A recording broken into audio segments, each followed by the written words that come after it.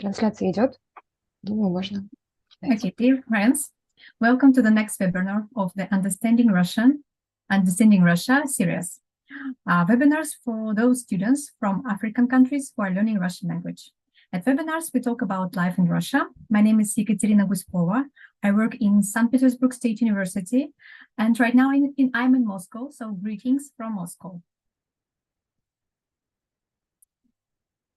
When you saw the name of the topic, you might thought that it would be a Russian language lesson, but no, this is not a language class. We will talk about how we talk, what we can and we can't say in Russian, what rules of communication we have. These rules work even when you don't speak Russian. So if you're talking to a person from Russia in English, French, Swahili, or any other language, this information is very useful for you and highly important.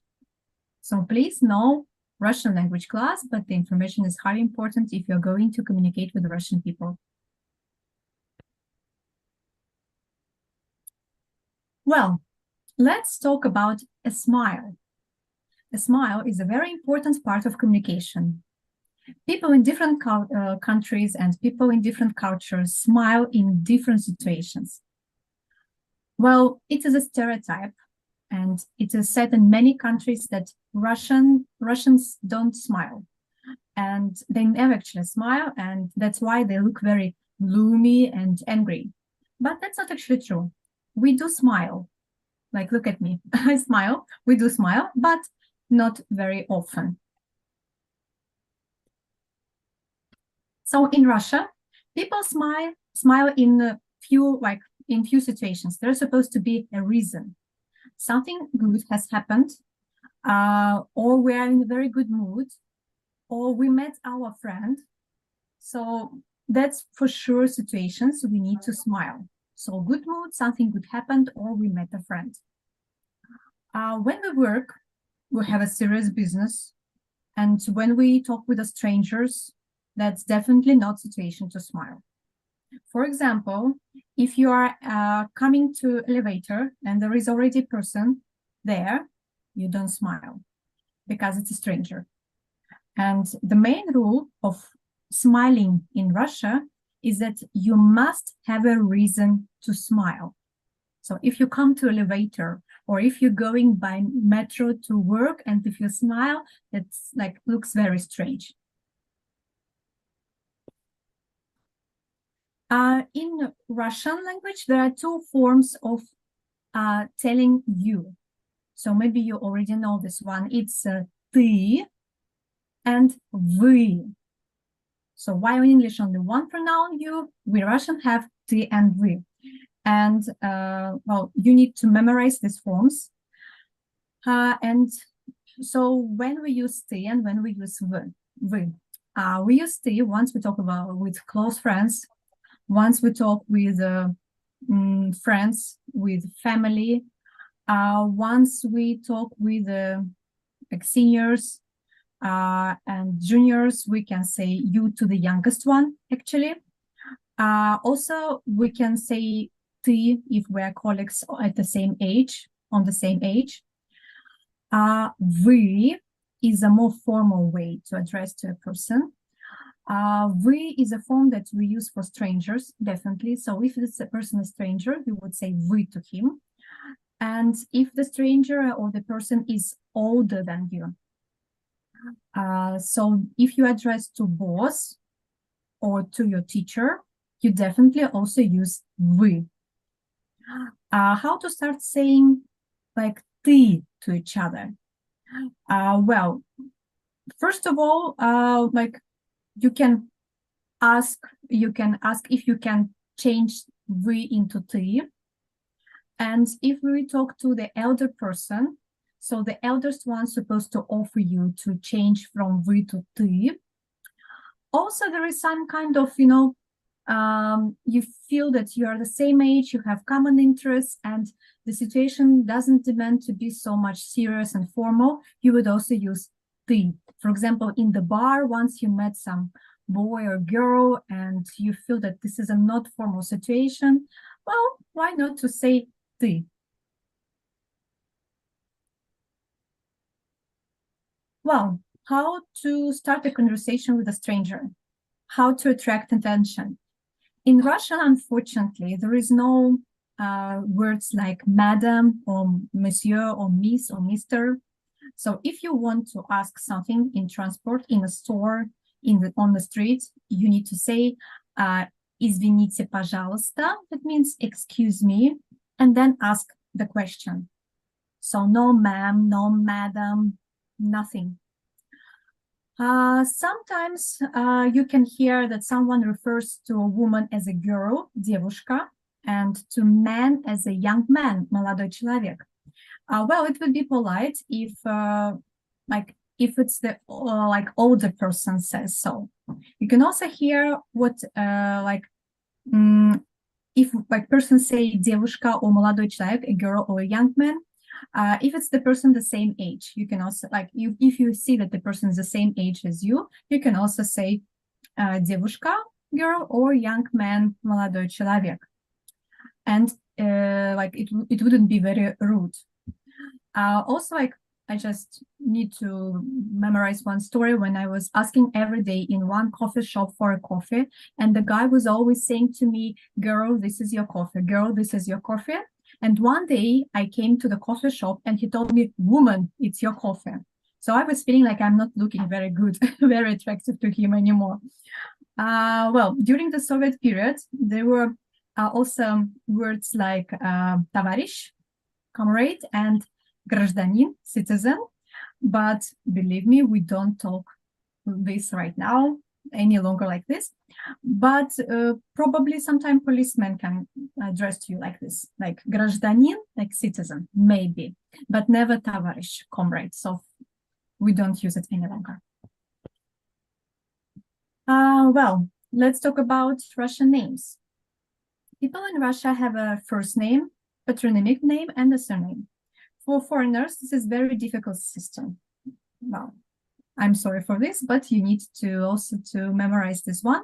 In the passport, we have the first name, the full name, and patronymic, a special name that we take from the father, and the last name. Each name also has a short form. We see examples on the slide. Here are a man and a woman. For example, man, his name is Alexei. His middle name or the second name or patronymic name, we can say whatever it has. In Russian, it is отчество. So his middle name is Petrovich and his last name is Ivanov. That means his father is a Peter. That's why his second name is Petrovich. And Lyosha, that's Alexei's short name. And this is how his friends can call him. On the right, there is a woman, for example, Maria. Her patronymic name is Ivanovna. That means that she is the daughter of Ivan. And her last name is Petrova. And Masha, that's what Maria, her friend, can call her Masha. So my full name is Ekaterina Vladimirovna. That means my father's name is Vladimir. And my friends can call me like a small one, Katya. Or if they want to be very, very sweet to me, they can call me Katyusha. This is a very, very cute form of my name. And this is also important that everyone gets the father's surname once the woman are getting married. So she gets man's surname and her children also getting father's name. That's what we need to know about the names. And let's talk about the names of the lectures, of the webinars about understanding Russia we have. So as I already told you, my name is Ekaterina Vladimirovna Guskova.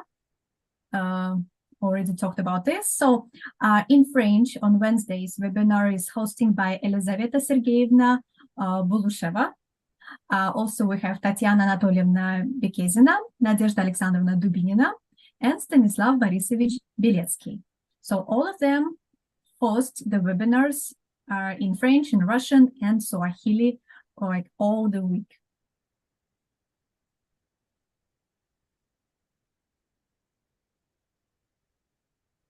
Well, how do we use names and how we address to people? If you say, for example, like first let's talk about formal situation. And if we say вы, right?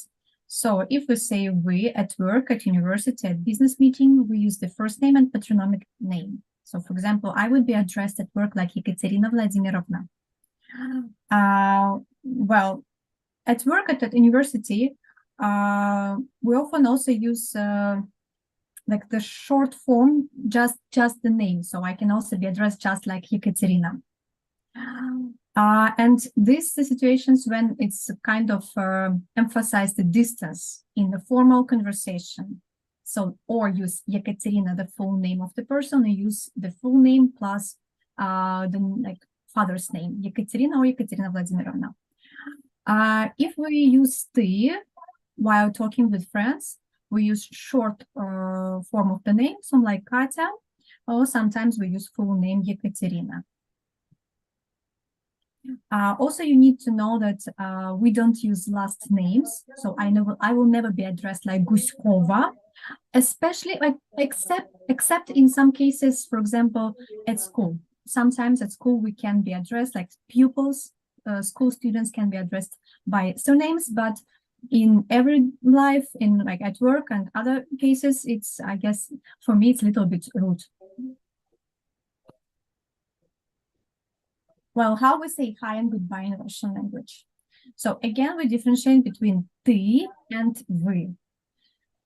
If we talk ты, so if we're talking to a friend, then we would say привет or здравствуй.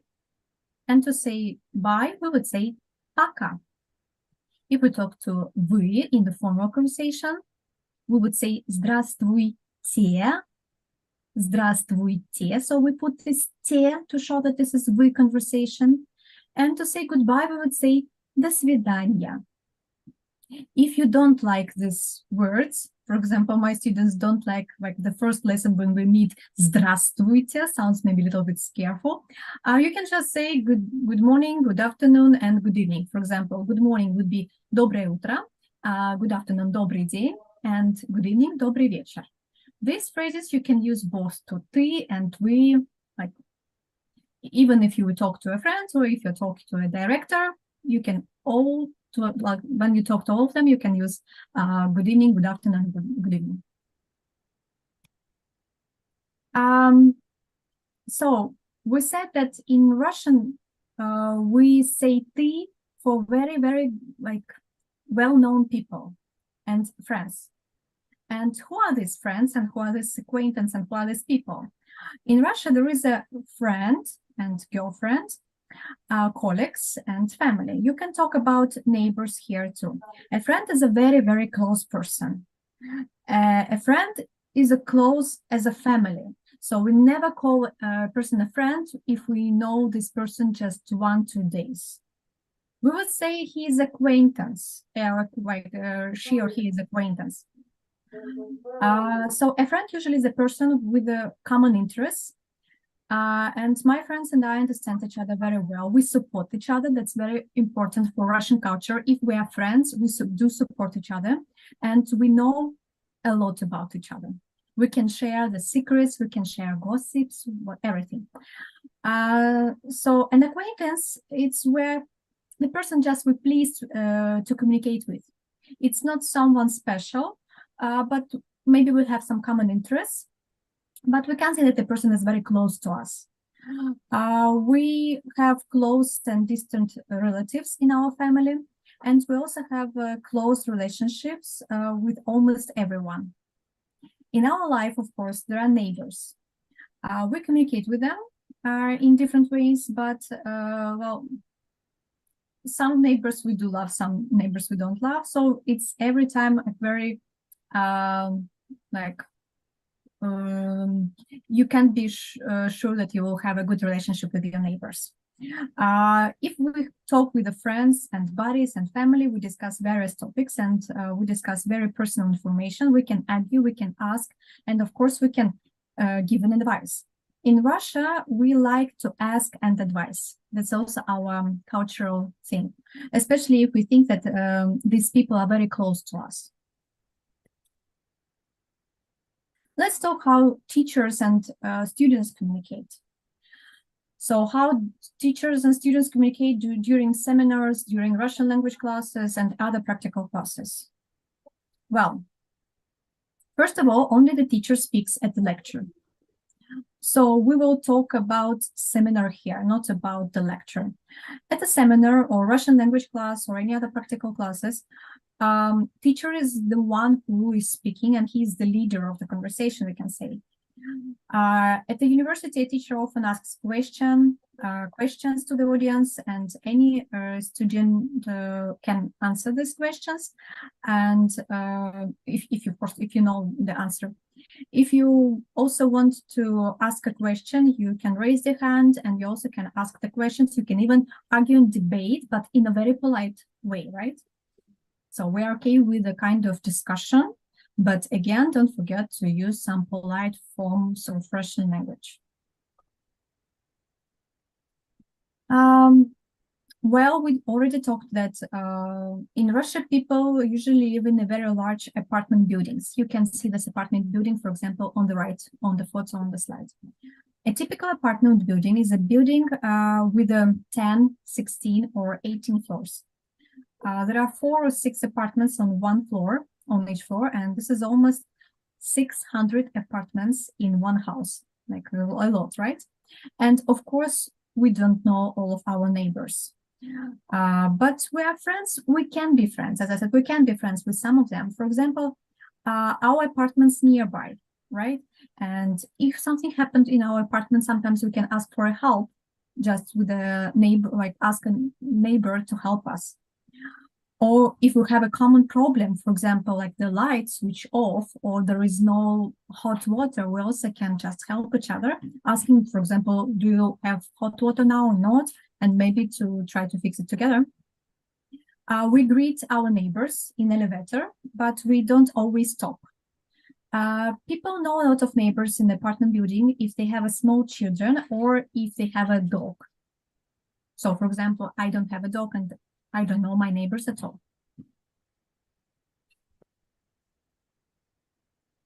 Let's talk about small talk and polite conversation. In some countries, you know, people say hello and then they politely ask, how are you, right? And what's the like happen things? Well, but in Russia, we ask how are you only if we really want to know the answer. So in other situation, you can only say hello and just like say good morning, good afternoon. So in Russia, if you ask how are you, that means you want to get an answer, and you're not just expecting person to say I'm fine. That's it. No, it's a real question. We have different answers to the questions how are you. The most popular one is normal. That means нормально, nothing special. There is no news, and the person doesn't want to continue the conversation. Often we answer good, that means хорошо, good. We can also say not very good or not very bad, but sometimes we cannot say bad, I'm very bad, but once you answer I'm very bad, that's usually answer for a real good friend. Because if you say bad, you expect someone to continue the conversation and to ask what happened. And so in this situation, we continue to talk about the problem, to discuss, and of course, we give advices.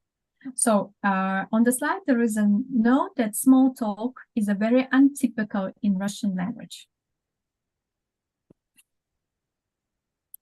Let's talk about mobile etiquette. So how do we use a mobile phone?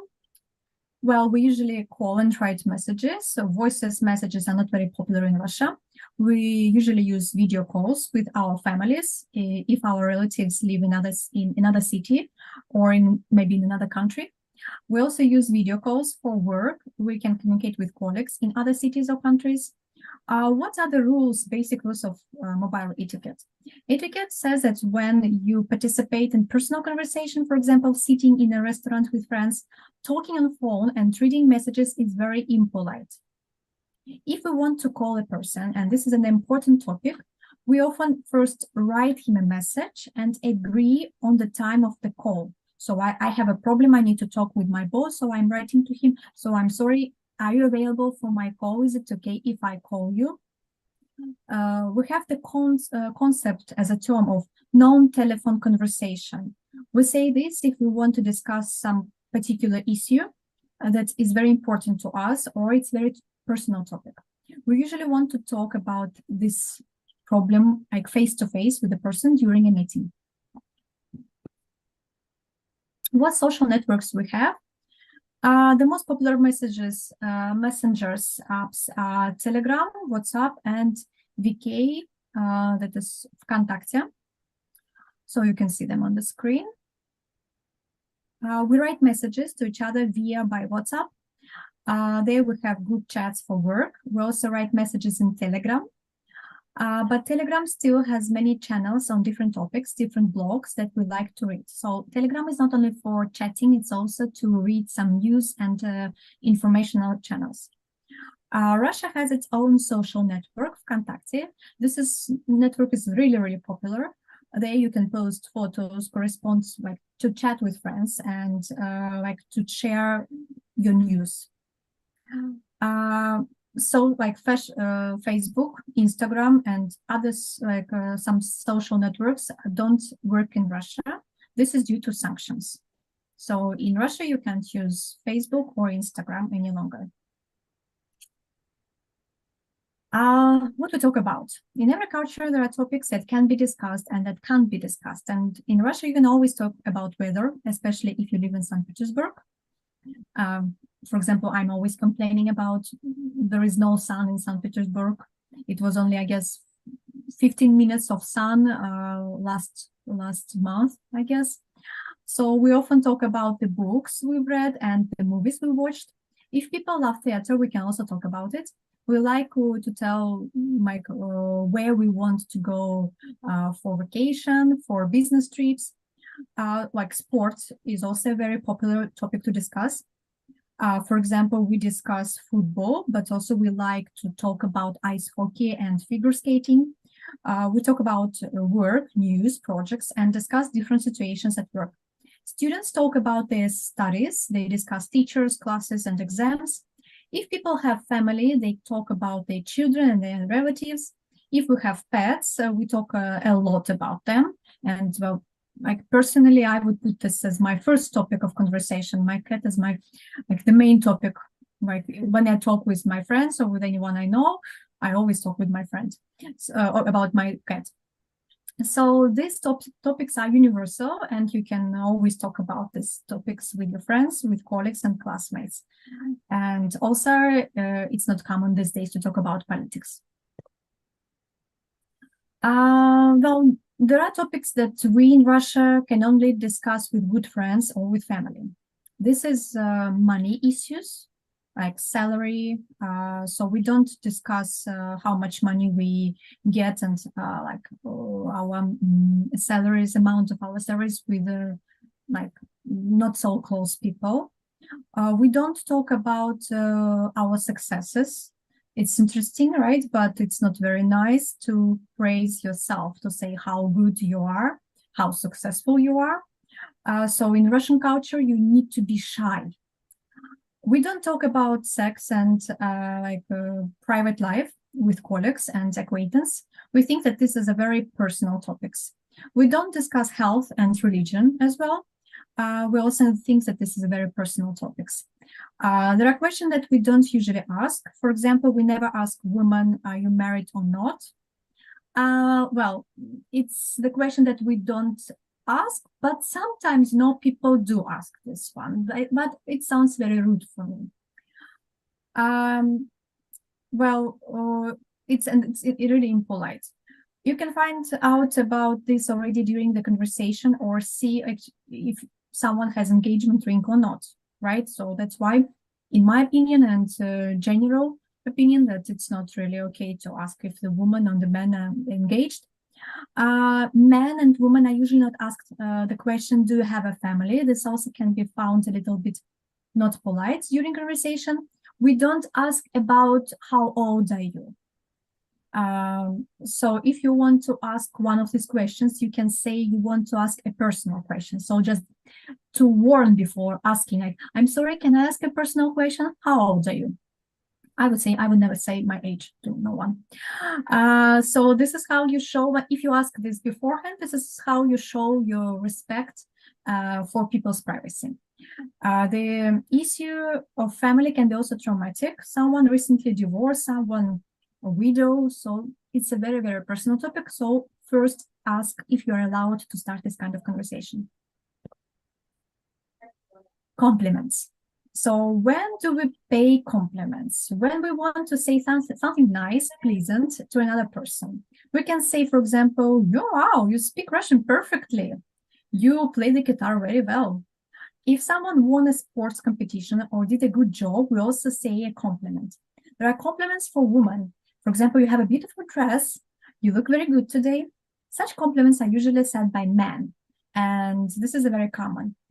But this doesn't mean that men love with a woman. So any man can say a girl that she's looking good today. How do we respond to the compliments? Well, we need to say, as I already told you, that in Russian culture, people are supposed to be shy. This is not the culture where you need to be in the center of attention to say how good, how cool you are. Never. So once someone say me a compliment, we just need humbly say thank you. And so it's not typical in Russia to praise yourself. Let's talk about hugs and kisses. Well, there is no tradition in Russia to hug or to kiss each other when you are meeting the person. Hug or kiss your friends and acquaintance, it depends on the character of the person. So to some friends, I can like hug, to someone I will not. Like friends, relatives, male and female colleagues hug each other. People hug each other when they meet each other, saying goodbye. Or if there's some good event, or of course some sad event. Women, friends and relatives, or men and women, friends or lovers, a man and a man, also can give a kiss to each other when they are meeting and saying goodbye.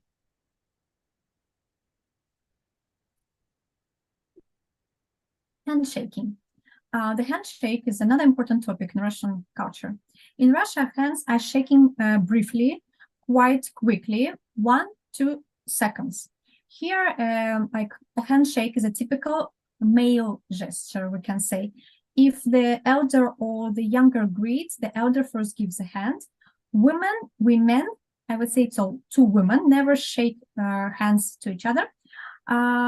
Well, women shake hands only at the business meeting.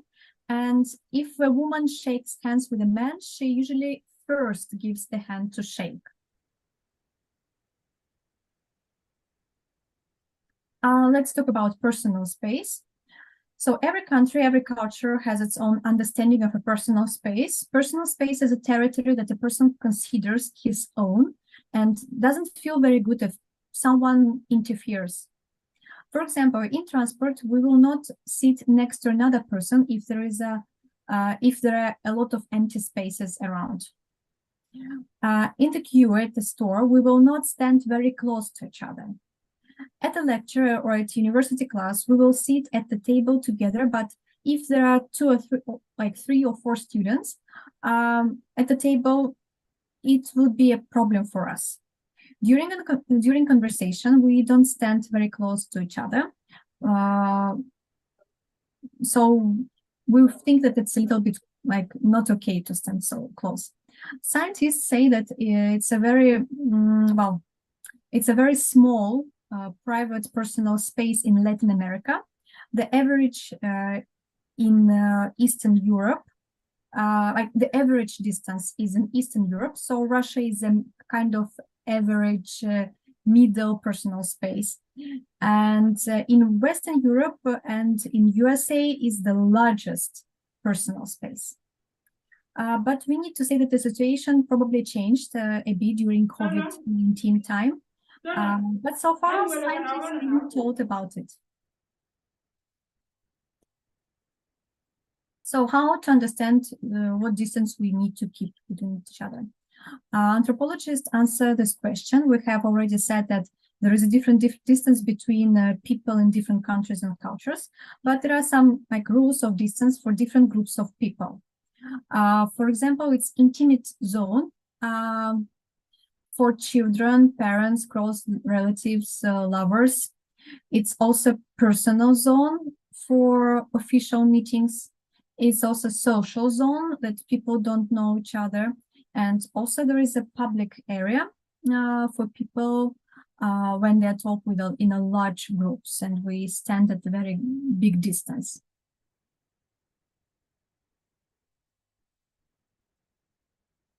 Let's talk about conversation volume.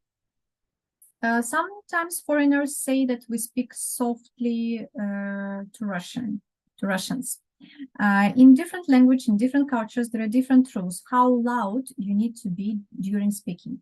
In Russian, we speak quietly in transport, and you can see a very funny photo. If someone talking very loudly, everyone looking at this person, and even they can say some comments like, "Why are you speaking so loud?" So also you need to be not to be very loud in a restaurant, in a cafe, and at university. We think that a loud speech, a loud voice can interfere with other people around. For example, if someone is reading a book, looking at their phone, or also talking to friends. But we speak loudly at the table during the holidays. So if you are having a holiday party, holiday dinner, then probably you will be very loud. But we understand that this is just our friends and our family. And finally, let's talk about some interesting gestures. We talk about language and usually think that this is just words and grammar, but that's not. Like we have a lot of gestures, and this is also a very important part of conversation and communication. In Russian, people use many different gestures. You will understand some gestures correctly after today's webinar. If you didn't investigate, if you didn't make some research about this topic, it would be really hard for you to understand some of the gestures because they are always different in different cultures. For example, in USA, this gesture means it's fine, it's okay. In Japan, it means give me money. In Russian, is also okay, like in America. But for example, in Brazil and some other countries, it's a very bad gesture. And like this one, it's about money in Russia, but in France, it's wonderful. And again, in some other countries, it can be a very, very bad gesture. Well, in Germany, this one means this is a number one. Japan number 5, in Russia it's excellent, and another gesture it's a bad or wrong in Russia and in many other countries. Well, let's talk about how we count, and this is actually interesting. Well, a man, like person from Russia will count like 1, 2, 3, 4, 5, 6, 7, and so on. And not from Russia will count like 1, 2, 3, 4, 5, right? So I saw one spy movie about spies, and so the foreigner was identified as spy. He was speaking perfectly Russian, but he was identified as a spy, not Russian, because he was counting like this, not like this. So be very careful if you want to be a spy. What else we need to talk about? So how we speak with our body language. Well, you can see on the slides how we show that we're in shock, how we show that we're thinking, and how we show that we don't know.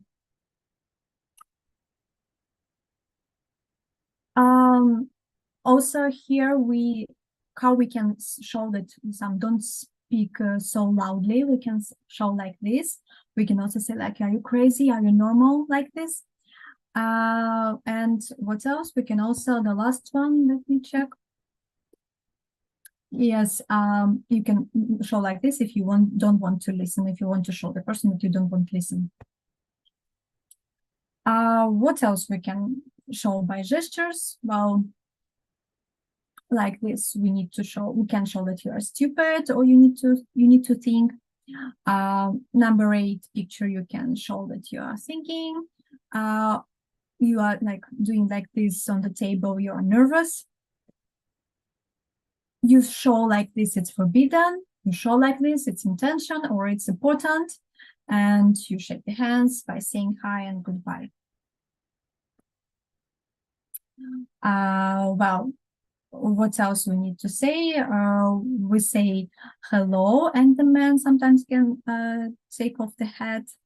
We say I love you, and we put the hand on the heart, and we can like do like this once we are very excited. Well, we're not very if we're very unhappy, we can put like this our hands. We like wave the hands to say goodbye. We can just raise the hands if we ask for the taxi, but it's not very common last days because we really do use a lot of taxi apps. That's why I never saw these days that people just catch taxis outside. Even if you do so, I see just taxi drivers going passing me because they are going to someone's call on application. So thank you so much for this is about all that we wanted to tell you tonight. Thank you so much for attention. Here you can see which materials we used to prepare this presentation. And so we talked about many things already. And as for the next topic, we will talk about social systems in Russia. We will talk about how social systems work in Russia for children, for retired persons, for medicine, and so on. So I will be glad to see you next time. Thank you so much for this time. And if you have any questions, of course, I will be glad to answer them. So let me close my presentation right now.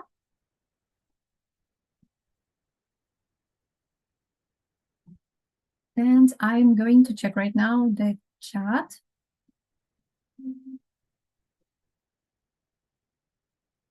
Okay. So, yes, great. Baurama Mama, great. I'm also happy that you joined us. It's easy to recognize Russian names because generally they add "a" to women's name. Yeah, maybe to some people it's not a big deal to recognize women's name.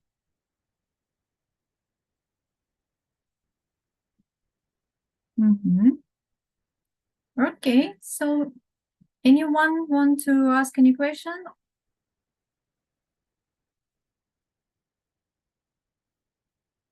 So I told you that students can ask questions and even debate with the teacher.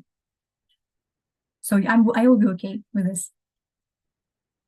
No? Then again, thank you so much for the class. Oh my God. Yes, in the beginning of our meeting, I said that it would not be a Russian language class. Yes, but now I'm saying thank you for class. No, thank you for this meeting. Thank you for attention. See you next time. Goodbye. Хорошего вечера. До свидания. Спасибо. До свидания. До свидания. До свидания. Спасибо.